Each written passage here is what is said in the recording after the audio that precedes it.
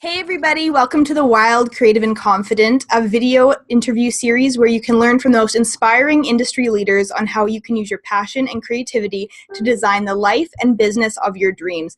I'm your host, Sarah Marie Thompson from wildandcreative.com, and today I'm super excited because I have like the coolest chick on here. Her name is Emma Mildon, and she is joining us all the way from New Zealand, right? New Zealand? And she's also known as the spiritual personal assistant.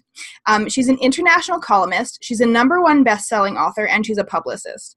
She's a world traveler. She's sought out medicine men, healers. She's authors, artists, all to explore spirituality, channeling, healing, and has practiced meditation, yoga, and life coaching. Through it all, Emma has connected with like-minded soul searchers across the globe to aim to provide fun spiritual wisdom to her generation. Also, she has just come out with her new book, which is her #1 bestseller, which we will talk about after. It's a little bit backwards, but anyway, that'll be awesome for the end of the talk. So, Emma, before we get started, is there anything that you want to just kind of put out there first? Like, maybe just explain to everyone what exactly a spiritual personal assistant is.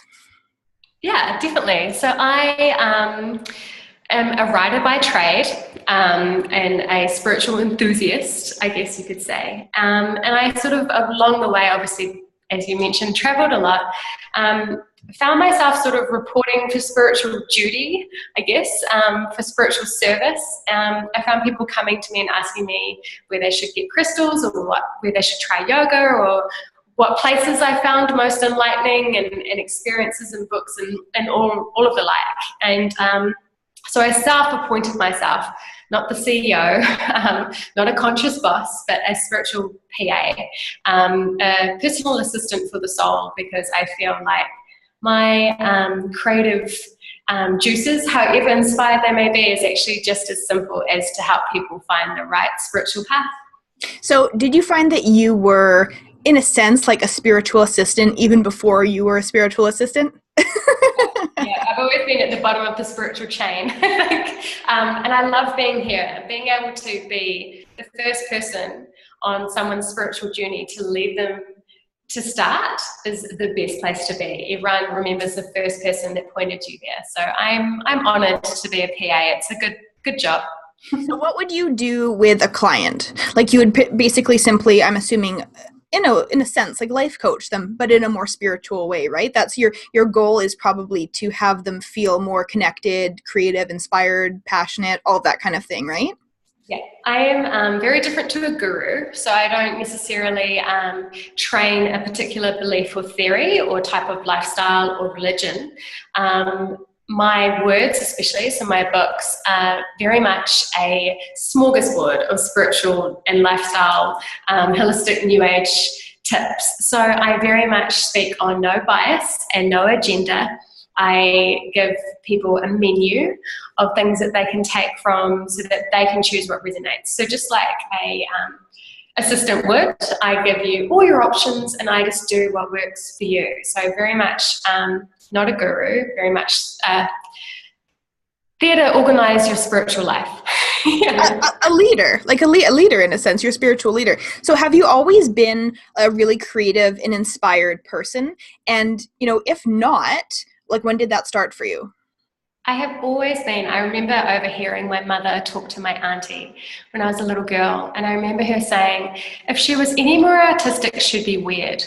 And it hurt my feelings, but she was right. And I think I've, now that I'm a grown woman and embraced for all my quirky woo-woo-ness, I really come to enjoy that that's what makes me artistic and creative and a visionary. And I think you cannot create and build a message, a service, a product, a book, a song, whatever it is that you have in you, unless you have those sort of quirks and artistic flares. yes, I've always been like this. Yeah. This is kind of just a side note and something that I have kind of felt like over the years, even with family and things like that, because not everybody in your world is going to be as open as you are if you are, a spiritualist in a sense, right? So I just wanted to know your take on it. When it comes to being, we'll call it woo-woo, right? Because that's what everybody's calling it now. It's just like new age, kind of like people are just adapting to all the cool things that we can be implementing into our life to make it better and just more creative. And just I call rocks and crystals, or just like things that make you happy, or soul charms, because essentially like that's kind of what they are, right? And I was just wondering for you, I mean, most likely everybody in your life doesn't work that way. Right? Yeah, so I was just wondering, like, have you felt that it's been kind of like a challenge in a sense to kind of work around those people? Because I find that, I'm going to say those people, I know that's not the best way to term them, but they're not as open, right? And it's almost like you're like, hey guys, like you're missing out on the fun. Very much so. And I think one of the biggest things, particularly I learned writing the Soul Searcher's Handbook, and I did do a lot of religious research and deal with skeptics and really severely religious people, both extremes.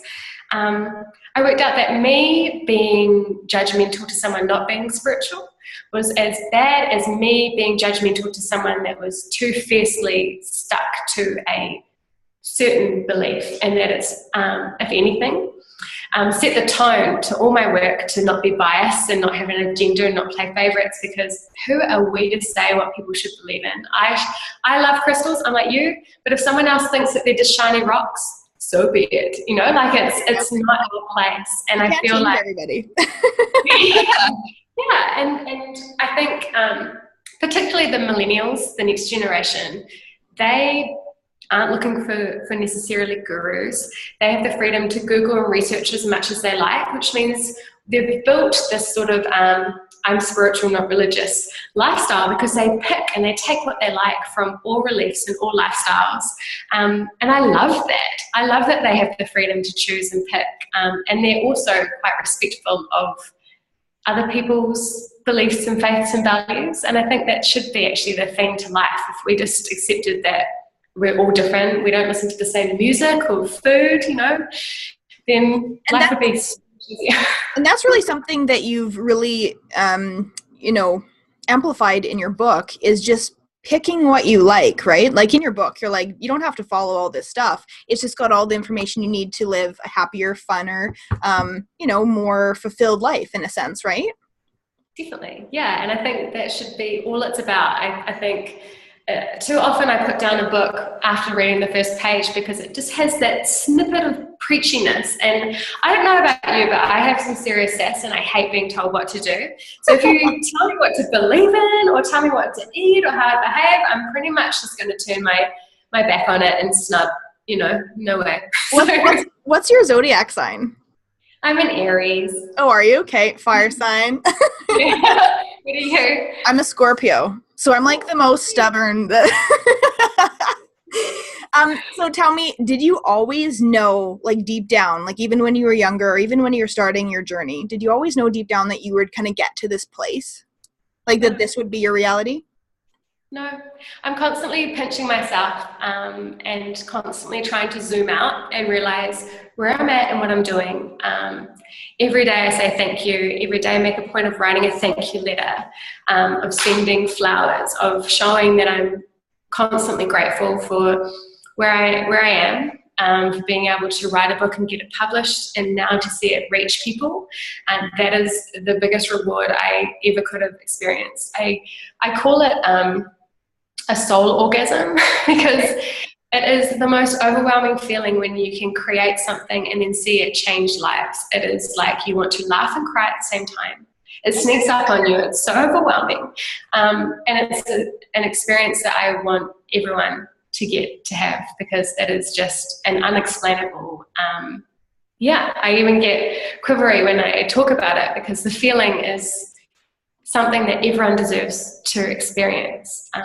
It's I think it was on one of your blog posts or maybe one of your Facebook posts or something like that. But you were talking about kind of like the gestation period of writing a book and how that kind of looks, right? And you said that writing the book's like having sex, and then getting it published is having the baby. And then nurturing the publication and, you know, keeping the hype together is like raising the baby. It really is. It really is. And you know what? Sometimes I think it would be way easier if there were two parents of this book. But apparently I just had a one-night spiritual stand and was left with this little That's an awesome way to put it. But it really is. And I think to other creatives, like other people that want to write a book, this is the biggest thing that they need to know, is that it's not a one-night stand for the creator. It really is a child. It really is a commitment. You will have to sacrifice things. You will have to change parts of your life. It does take money from you, and you do need to feed and nourish it and nurture it. And I was not prepared for that. It is the most amazing experience, though, to see it grow. I feel like very recently my book has just become a teen. It's got a life of its own. It's not coming home when it's meant to, and I'm trying to let go of control and let it leave the nest. So when it's an adult, that's, you know, just like you're good to go. It's on all the shelves, and you're just a sustainable author, and it's an adulthood. I'm in talks for arranged marriages. It's happening. So I wanted to ask, because you have been published, but did you ever think of like self-publishing, or did you go down that route, and how did you choose, well, like what happened there? Yeah, definitely. So of course I thought about self-publishing, and at the time, I started out just like anyone else. I had, I think, a few hundred followers, a great idea, and a bag full of hope. And I tried to get published. In fact, in a success story in itself, I got rejected from over 300 publishers around the world. So that was amazing. I was pretty proud of myself. And at that point, I was at rock bottom. I was like, I'm not meant to be doing this. You've been dreaming this whole time. This is not going to happen for you. And it was right when I had that surrendering moment and I was about to give up that I thought, actually, you've been so focused on your book and your journey looking a certain way that you've missed all these other doors that have been open to you the whole time. So I've been continuously knocking on one particular door. I really had my heart set on a particular publisher. And I had no idea that actually a way bigger, grander door was right next door. Someone had been waving over the fence to me for the last 3 years. And so what I did was, and what I would urge anyone that wants to write a book to do, is explore as many avenues as possible and not be attached to what it looks like, because that will hold you up. It held me up for years. And my journey, I thought I'd just walk into a particular publishing house and they'd want me and it would happen. After getting all those rejections, I worked out that it was actually far better to get a literary agent to write a book proposal. So don't write the book. It's inspiring and it's hard not to, but don't write it. Write a book proposal. And that talks about who you are, who your audience are, what your book would be about, the content of the book, every chapter, and then give that to your agent to pitch in for you. When I did that, literally about 3 weeks after 3 years of rejection, 3 weeks, I had an international publishing deal. So it pays to go the route of kind of like having your idea, but just surrendering to whatever that looks like, right? Because I mean, I think that many people have, you know, a book in their mind, and then they have the front cover and they think about that. I mean, I do too. And I've always thought of like a picture as the front cover of the book, but I mean, it's not going to end up like that. Like, was this what you pictured? Well, okay. I'm so glad you asked me this. This is so interesting. So I, like you, had the title of the cover and everything. When you sign, particularly, it's different. So if you self-publish, you have that freedom for it to look and sound however you want. When you work with a publisher, it's ironic because to a degree you sort of sell your soul. And you do it for the greater good, because you know that it means your book will get into more people's hands, it will affect more people. And again, you've mastered the art of surrendering by then, so you just have to let it go. And you literally, the title is up for question, what it looks and sounds like. The publishers will take your book proposal and say, we like this, but we just want to change this section and would rather you angle it towards this audience. My first manuscript, when we finished the first round, was written as a unisex book. And when it came back saying the Modern Girl's Guide, I was horrified. I was like, well, boys need to know about this too. And it's turned out to be, publishers know what they're doing. They know their market, they know how to sell books. And if you can try and be as flexible as possible. A publisher, when you're trying to get your book published, will normally have a Skype call with you. They want to gauge how easy you are to work with. If you seem like you're way connected to a look and feel, a cover, you have too much of a vision, they're normally going to say no. Because in editors' head, they have 20 books they have to pump out a month. They do not have time to nurse your ego. And they just want to work with people that are flexible and open. And it's hard, I'm not going to lie. At one point I felt like I was walking in on my wedding day and someone else had designed my dress for me. And it was just going to be a surprise. I can see that. Yeah. And the original cover was a bright teal green with orange, and it had like a cartoon picture of me on it.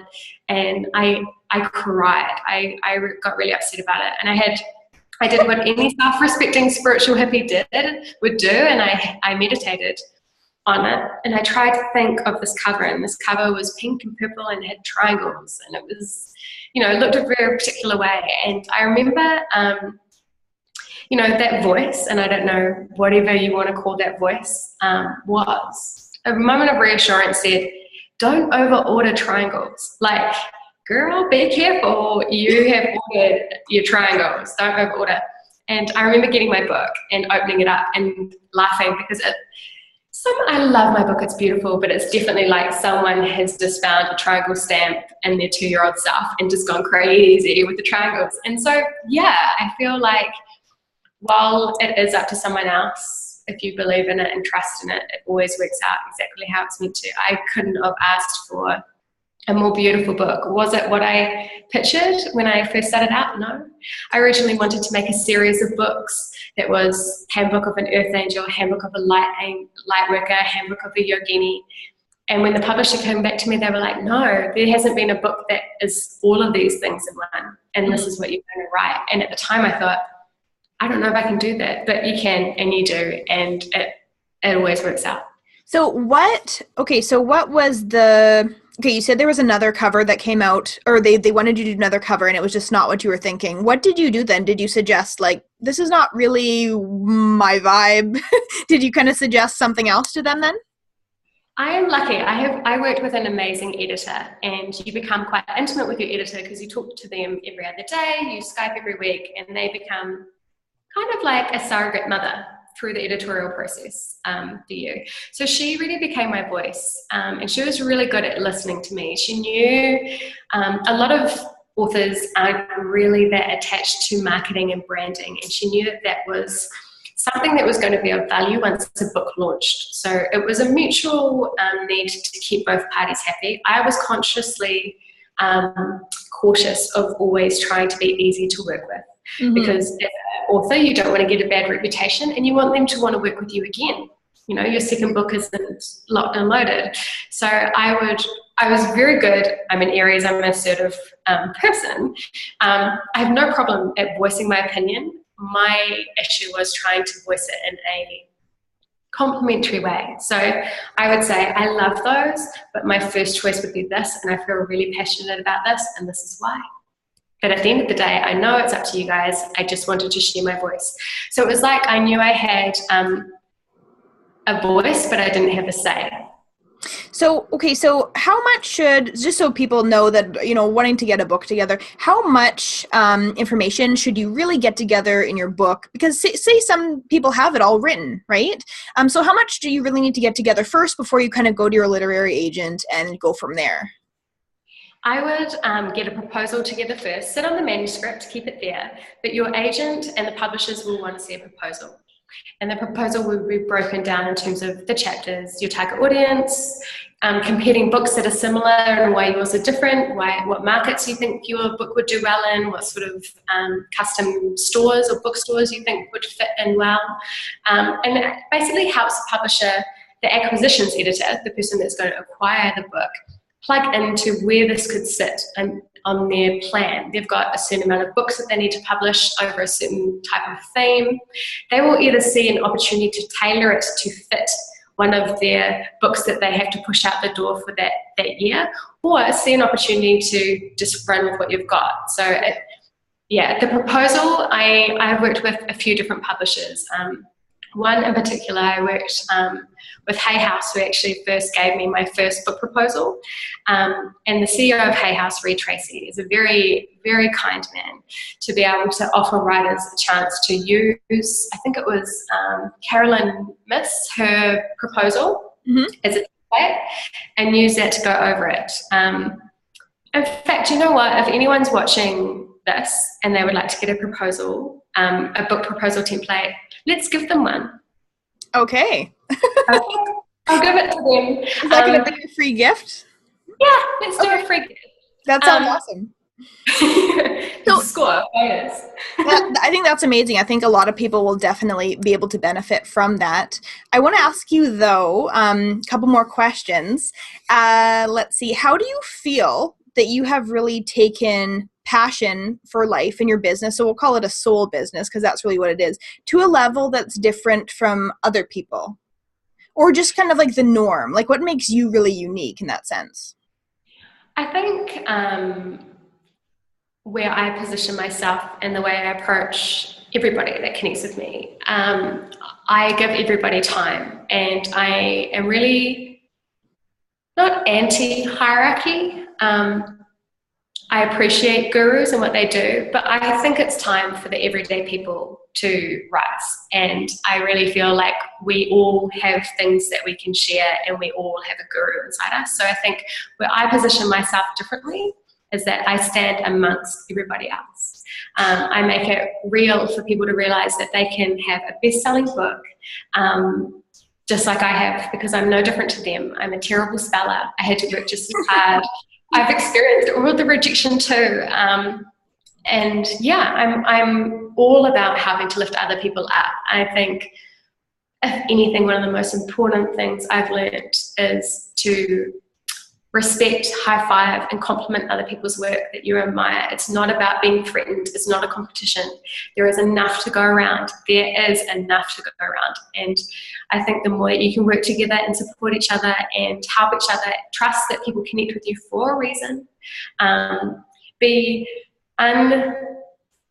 needing to get things back. And sometimes it's actually just about helping. It will all come around in roundabouts. I think when you completely get into that flow, it's way more powerful. As you know, I love triangles. And one day I was doing a talk. I was over in Australia. I had about 100 business owners, life coaches, yogis, authors, a really beautiful mix of people. And I said, you know, if someone follows me, I follow them back. On Instagram, if someone follows me, I follow you back, because it's not about how many followers you have. It's about how many people you support back. And being of service is an action. And in order to do that, you need to get behind other people. And I talked about the art of a movement, and that a leader is so important, and we can all be leaders. But the most powerful person in a movement is actually the first follower.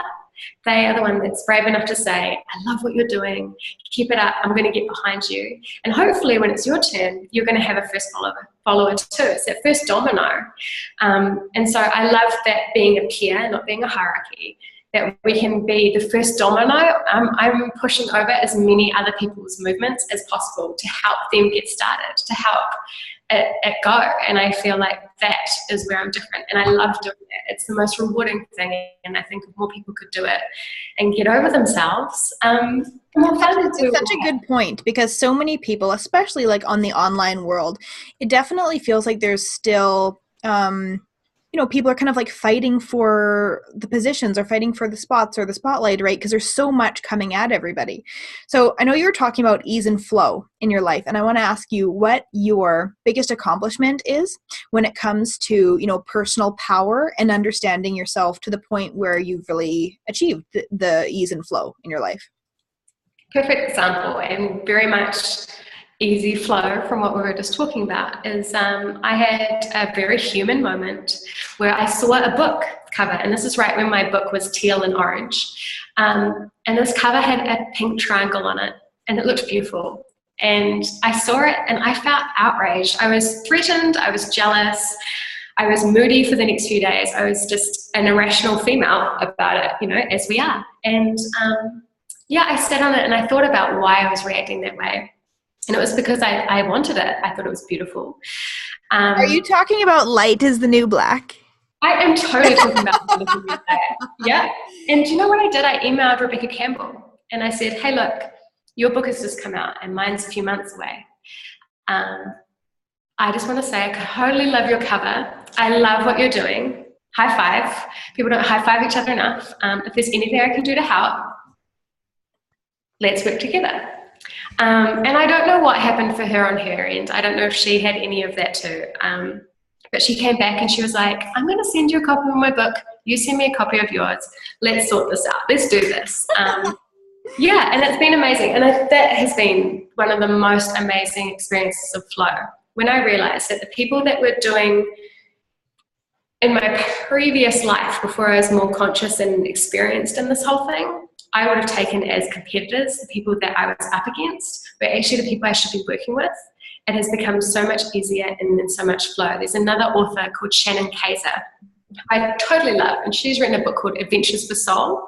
Okay.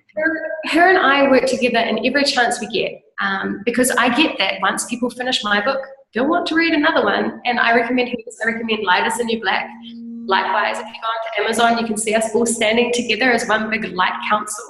I write articles, and for Huffington Post and Mind Body Green, I'm constantly asked to do book lineups of the top reads. I include all those people that support me back. It is that easy. And do you know how cool it is when someone does the work for you and they've done a book blog and put you in there? It's like you get to put your feet up for the day. It is so much better. Coming back to that triangle thing where you fly in a flock. Birds fly in that formation for a reason. They all take the mighty ducks. Yeah, they all take turns at the front. It's easier motion when you're all flapping together, when you're all working. So find your flock. I just that has been the most important thing I've learned. Yeah. I'm so glad I'm so glad that you whoops, hold on. That never rings. I'm so glad that you actually talked about that topic, because the thing about it is I had a similar experience. The book Big Magic? Yeah. Big Magic that just came out. Well, of course, I've been procrastinating, writing a book on the side for forever and ever. I've had these notes going on. I've been taking them around forever. And the thing about it, when the Big Magic book came out, I was like, oh my gosh, like, I think that's what the cover of my book was going to look like. And so I bought the book. Believe it or not, this is so bad. I haven't read it yet because I was scared. I was scared that it was going to be, in a sense, and everybody says this book is amazing. I was scared that it was going to be what I was going to write. You know what I mean? So I haven't even read this book, but isn't that silly in a sense? I mean, I don't think that I had any kind of jealousy. It was more kind of like a sinking in your soul where you're just like, that's done now. Right? And I totally relate. And do you know what? If anything, it's a sign that you're onto something so good. Like, I feel like I'm so close to my camera right now because I just want to tell you, like, that's a really good sign. And I totally relate to you not wanting to pick it up. And when you do, you'll realize that I remember going back to Hay House, and that CEO, he told me a lot of his best-selling books are the same books rewritten with different covers in a different tone, because it's always going to resonate with a different person. Right. And it comes back to that there's more than enough to go around. And I think if you look at the fact that you're onto something really good and that millions of people want to read this sort of stuff, yeah, let it go. Like, and I totally get that feeling because you're human and we're all here to be human. But yeah, that's the thing though, right? Like we really should read everything and not be scared of anything, because you were even saying, you know, when you do a book proposal or something like that, you really need to know, you know, who or what those other books are that are very similar to you and know why they're different to yours. So it's really good not to hold back in any way, right? So I'm really glad that you brought that up. I want to know, okay, so one of my mottos is really, you know, be creative, not competitive. And for a very long time, I actually didn't really know exactly what that meant because I heard it somewhere. And a couple years later, I really figured out that for me, being creative was being very authentic. So I want to know, is that the same for you? And has the competitive lifestyle ever kind of, or not lifestyle, has the competitive feelings kind of ever taken over you in your journey? I've had one situation where I was in an interview, and I guess to lots of people, my book is new, and I'm new on the scene, and you know, lots of people are like, where did you come from? But like you've had this idea for the longest of times, and it's been sitting with you for years now. So I had a situation where I got compared to Gabrielle Bernstein, and yeah, which is fine. Fair enough. It's a compliment. I'll take it. I would love to be compared to her. Even though I admire her stuff. I haven't read her books. And my stuff, I had to explain to the journalist. I said, look, I don't know how spiritual you are or how well you're going to take this, but I just need to let you know. My book was channeled. Like, I got to a point where I would finish writing a chapter and go back and read it, and it would blow my mind because I don't know, you know. I know this information. Yeah. I said, so you cannot get more authentic than that, because it wasn't even my work I was copying from, you know. So I think as long as it's inspired from the soul, as long as you've got that aha, you know, who cares? I got asked to review a manuscript the other day, and the email that was written about it said, oh, this person thinks they're onto something new. But it's essentially just the Tao. And the Tao beliefs are from millions of, you know, ancient ways. And I said, no, you don't understand. This person has had a genuine aha moment, a genuine soul calling. This is a new belief in terms of this person. Mm-hmm. And whether it's similar to the Tao, who cares? It's written in his tone and his way, so it's different. Right. You know, everyone is so quick to categorize us and put us into who we're trying to be. And I think if you literally genuinely stay in that space of that organic creativeness that just floods through you, that you just have to get up in the middle of the night and scribble, write, or draw something, you can't get more authentic than that. I think the more you try and not look at what other people are doing. I stepped out of the race a long time ago.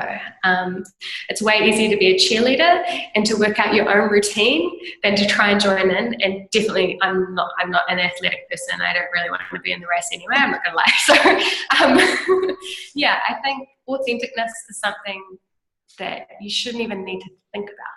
And I think that's probably why I got so blown away when this journalist said that to me, because I was like, oh, wow. You know, I was just being Emma Mildon, and I'd love to introduce you to her without you thinking I'm anybody else, because I'm very different, and I don't need you to read my book to know that. So It's so true. It's even like art, right? I mean, there's been a lot of people over the years that have talked about art, that have done art, and it's always different, right? In every single way, because it is from a different individual. So there's millions and millions and millions of books, and there probably is many books that, in a sense, were written like yours, right? But not from your tone and not from your self-expression, right? What would you suggest for the entrepreneurs, female entrepreneurs, or even future female entrepreneurs that are watching, regarding like a personal like method that has really worked well for you that could help them find their true authentic calling? Yeah, I would say start. The first thing that I ever see people do is they get this amazing idea and they do nothing with it. And it's all too easy to be, I don't know where to begin or what would I do first. Just do something. I think being from a publicity and marketing background, it's always best to start with your brand and build it from the foundation up. So whatever your product or services is, particularly if you're an author, yourname.com. Not yourbook.com, not the recent project that you're working on. It has to be you, because you are going to evolve and do lots of different things the more creative you get. So build on your brand and build on yourself. And I always ask people to think about how they'd introduce themselves to the world. So when I started out, I was Emma Mildon, an author, spiritualist, and columnist. I sort of evolved into a spiritual philanthropist, and then I sort of went further and thought, actually, what am I doing, and what do I do to help make people's lives easy, and why would people want to engage with me?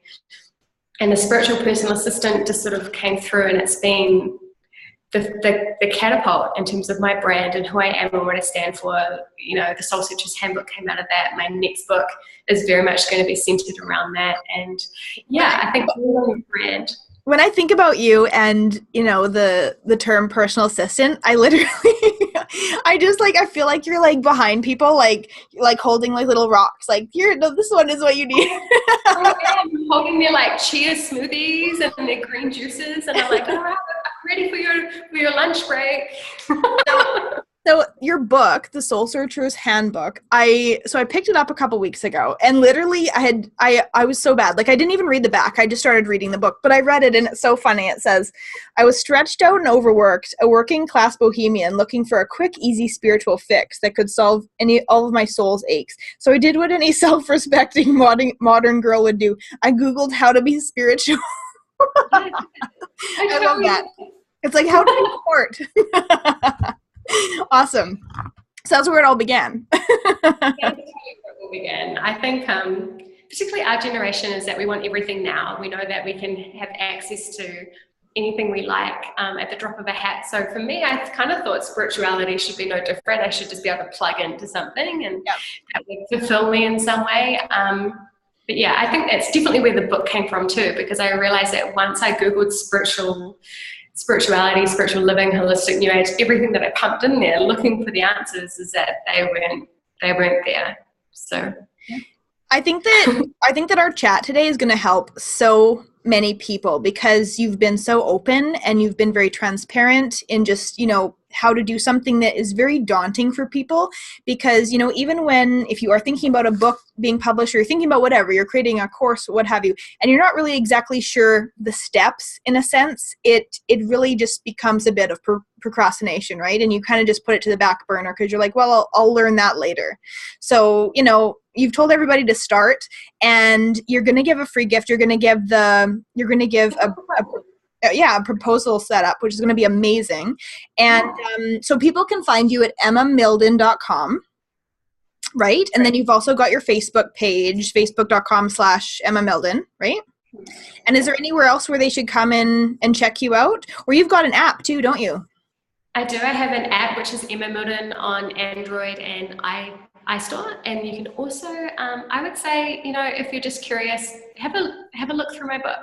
Yes, absolutely. Look through the other books that are there. Should I not resonate with you? The Soul Searcher's Handbook. It's a great place to start. It's sort of like a spiritual smorgasbord, and hopefully it helps. And you know, for all the writers out there, every talk I do, I offer my book proposal and I offer help. And few people come up. It's like 2% every time, 2%. And I can see everyone else wanting to get up and ask. I hand on heart. If you email me, I will reply. And the book proposal is there. It's your opportunity to start. You have listened to Sarah and I for a reason, and I would be honored to help you get there and lift you up, and you can join our flock. Sarah actually just flew in the other day, and I'm so glad she did. I'm getting to know you. I'm at the back of the... So we're sharing wind. We're like wing to wing. So yeah, it's such an honor to meet people like you and your listeners and what you're doing. I think it's very cool. So thank you so much for having me. It's been such an honor. I thank you so much. And I want to ask you one more question before we are done. And that is, what is it that makes you wild, creative, and confident? Oh, I would say the constant quest for another soul orgasm. I think once you've experienced that, you want it more. And I think I'm constantly feeding off either that creative inspiration that hits, or the immense satisfaction that you get when your creativity influences and helps, inspires, or educates someone in their life. So yeah, it is a beautiful cycle, and I'm so lucky to be wild and creative. You are so inspiring and so fun and so hip and bohemian and just like you're like sunshine. I'm sure you've heard that before. I'm like a storm. I'm like a dark storm. Thank you so much. And everybody definitely tune into everything that Emma's offering. I have also downloaded her app. She's got some sweet beats and music on there too. It's like a whole kind of like just fun smorgasbord of activity and cool stuff. And so is her website. It's just like a creative smorgasbord of activities, meditations, music, reads, blog posts, like everything. It's an amazing site. So definitely check out emmamildon.com. But everyone, thank you so much for joining us. And we'll catch you next time. Bye.